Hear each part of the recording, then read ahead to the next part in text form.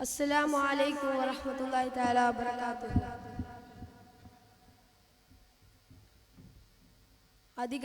സമ്പത്തിന്റെയും അധികാരത്തിന്റെയും ഇടയിലും ലളിത ജീവിതം നയിക്കുക എന്നുള്ളത് വളരെ പ്രയാസമുള്ള കാര്യമാണ്.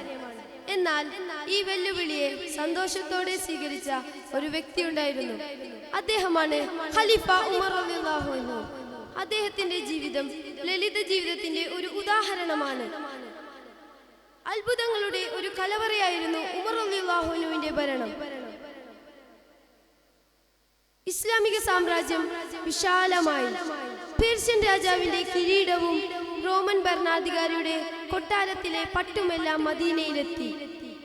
വലിയ സമ്പത്തെത്തിയിട്ടും ഉമർ റളിയല്ലാഹു അൻഹുവിന്റെ ജീവിതത്തിൽ ഒരു മാറ്റവും വന്നില്ല. ഒരു ദിവസം പേർഷ്യയിൽ നിന്ന് ഒരു പ്രതിനിധി സംഘം മദീനയിലെത്തി. ഖലീഫയെ കാണുക എന്നതായിരുന്നു അവരുടെ ലക്ഷ്യം.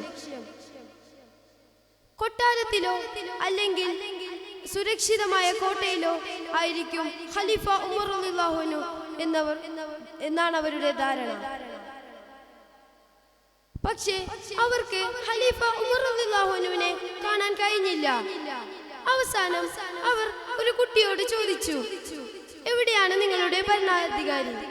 അപ്പോൾ ആ കുട്ടി ചിരിച്ചുകൊണ്ട് ഒരു കാര്യം പറഞ്ഞു, നിങ്ങൾക്ക് ഭരണാധികാരിയെ കാണണമെങ്കിൽ ആ പുഴയുടെ അടുത്തുള്ള തണൽ മരത്തിന് താഴെ നോക്കുക.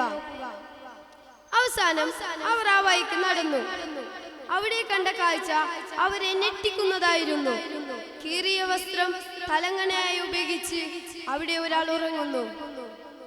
അദ്ദേഹത്തിന്റെ ശരീരത്തിൽ ഒരു വസ്ത്രമുണ്ട്, അതിൽ 12 തുന്നലുകളുണ്ട്.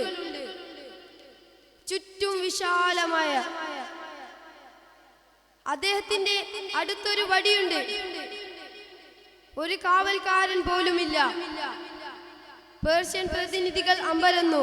ഇതാണോ ലോകം ഭരിക്കുന്ന ഭരണാധികാരി? അസ്സലാമു അലൈക്കും വറഹ്മത്തുള്ളാഹി വബറകാതുഹു.